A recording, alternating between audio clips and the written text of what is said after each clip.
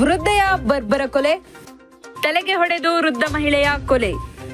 ನೆಲಮಂಗಲ ನಗರದ ಪೇಟೆ ಬೀದಿಯಲ್ಲಿ ಘಟನೆ. ಶೋಭಾ 69 ವರ್ಷದ ವೃದ್ಧ ಮಹಿಳೆಯ ಕೊಲೆ. ವೃದ್ಧ ಪತಿ ಪತ್ನಿ ಇಬ್ಬರು ಮನೆಯಲ್ಲಿ ಇರುವಾಗ ಘಟನೆ. ಪತಿ ರಂಗನಾಥ್ ವೀಲ್ಚೇರ್ ವಯೋಸಹಜ ಸ್ಥಿತಿ. ಈ ಹಿನ್ನೆಲೆಯಲ್ಲಿ ಪತ್ನಿ ಶೋಭಾಗೆ ಹೊಡೆದು ಚಿನ್ನಾಭರಣ ದೋಚಿರುವ ಶಂಕೆ. ಮೇಲ್ನೋಟಕ್ಕೆ ಮನೆಗೆ ನುಗ್ಗಿ ಚಿನ್ನಾಭರಣ ದೋಚಿರುವ ಶಂಕೆ. ಸ್ಥಳಕ್ಕೆ ನೆಲಮಂಗಲ ಟೌನ್ ಪೊಲೀಸರು ಭೇಟಿ ನೀಡಿ ಪರಿಶೀಲನೆ. ಸ್ಥಳಕ್ಕೆ ಶ್ವಾನದಳ ಭೇಟಿ ಪರಿಶೀಲನೆ. ನೆಲಮಂಗಲ ಪೊಲೀಸರಿಂದ ಅಕ್ಕಪಕ್ಕದ ಮನೆಯ ಬಳಿ ವಿಚಾರಣೆ. ವೃದ್ಧೆ ಕೊಲೆ ಹಿನ್ನೆಲೆಯಲ್ಲಿ ಪೊಲೀಸರ ತೀವ್ರ ಶೋಧ.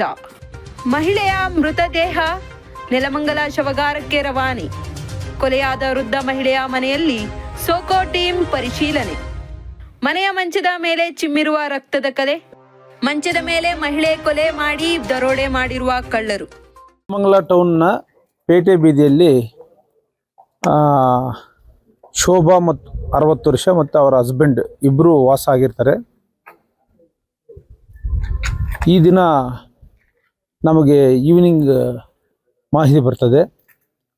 ಇವರ ಹಸ್ಬೆಂಡ್ ಲಾಸ್ಟ್ 10 to 12 ಇಯರ್ಸಿಂದ ಬ್ರೈನ್ ಸ್ಟ್ರೋಕಲ್ಲಿರ್ತಾರೆ. ಆತನ ಎಲ್ಲ ಆರೈಕೆಯೂ ಸಹ ಈ ಶೋಭಾ ಹೆಂಡ್ತಿನೇ ಮಾಡ್ತಾ ಇರ್ತಾರೆ. ಪ್ರತಿದಿನನೂ ಹಸ್ಬೆಂಡ್ಗೆ ಬ್ರೈನ್ ಸ್ಟ್ರೋಕ್ ಆಗಿರೋದಕ್ಕೆ ಫಿಸಿಯೋಥೆರಪಿ ಮಾಡಲಿಕ್ಕೆ ಒಬ್ಬರು ಡಾಕ್ಟ್ರು ಬರ್ತಾರೆ. ಅವರು ಸಂಜೆ 6:30ಗೆ ಬಂದಾಗ ಈ ಶೋಭಾನ ಕೊಲೆ ಮಾಡಿರ್ತಾರೆ ಯಾರೋ. ಸೊ ಆ ಬಗ್ಗೆ ನಮಗೆ ಮಾಹಿತಿ ಸಿಗ್ತದೆ. ಅದರಂತೆ ಬಂದು ಈಗ ತನಿಖೆಯನ್ನು ನಡೆಸ್ತಾ ಇದ್ದೀವಿ. ಸೊ ತನಿಖೆ ಎಲ್ಲ ಆಯಾಮಗಳಲ್ಲೂ ಸಹ ಮಾಡಲಾಗ್ತದೆ. ತನಿಖೆಯಿಂದ ಏನಾಗಿದೆ ಅಂತ ಹೇಳ್ಬಿಟ್ಟು ದುಡ್ಡು ಬರ್ತದೆ. ನಾನು ಮತ್ತೆ ಇದ್ರ ಬಗ್ಗೆ ಮಾಹಿತಿ ನೀಡ್ತೀನಿ. Thank you. ಈಗ ಈ ಹಂತದಲ್ಲಿ ಯಾವುದೇ ತೀರ್ಮಾನಕ್ಕೆ ಬರ್ಲಿಕ್ಕೆ ಸಾಧ್ಯ ಇಲ್ಲ. ತನಿಖೆ ನಂತರ ಈ ಬಗ್ಗೆ ನಾವು ಸ್ಪಷ್ಟವಾಗಿ ಹೇಳಲಿಕ್ಕೆ ಸಾಧ್ಯ ಆಗ್ತದೆ. ಎಷ್ಟು ಜನ ಸೇರಿ ಮಾಡಿರ್ಬೋದು ಸರ್ ಈ ಘಟನೆ? ಇದು ಘಟನೆ ಬಹುಶಃ ಯಾರೋ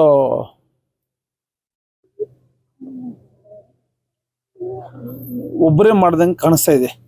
ಯಾಕಂತಂದ್ರೆ ಹಲವಾರು ಜನರು ಮಾಡಿದ್ರೆ ಅದ ರೀತಿ ಬೇರೆ ರೀತಿಯಾಗಿರೋದು. ಏಜ್ ಆಗಿದೆ, ಅವರು ಪ್ರತಿಭಟನೆ ಇರೋದಿಲ್ಲ. ಹಾಗಾಗಿ ಇಷ್ಟೇ ಜನ ಅಂತ ನಿಖರವಾಗಿ ಈ ಹಂತದಲ್ಲಿ ಹೇಳಿ ಕಷ್ಟ ಸಾಧ್ಯ ಆಗ್ತದೆ. ತನಿಖೆಯಿಂದ ದುಡ್ಡು ಅಂತ ನಾವು ಮಾಹಿತಿ ತಿಳಿಸ್ತೀವಿ. ಘಟನೆ ನೋಡಿದ್ರೆ ಏನಾದ್ರು ಚಿನ್ನಾಭರಣಕ್ಕೆ ಮಾಡಿರೋದಾ ಇಲ್ಲ ಏನಾದ್ರು ಫ್ಯಾಮಿಲಿ ಡಿಸ್ಪ್ಯೂಟ್ ಏನಾದ್ರು ಇತ್ತಾ ಸರ್? ಇಲ್ಲ, ಈಗ ಯಾವುದು ಇದ್ರ ಬಗ್ಗೆ ವಿಚಾರಣೆ ಆಗಿಲ್ಲ.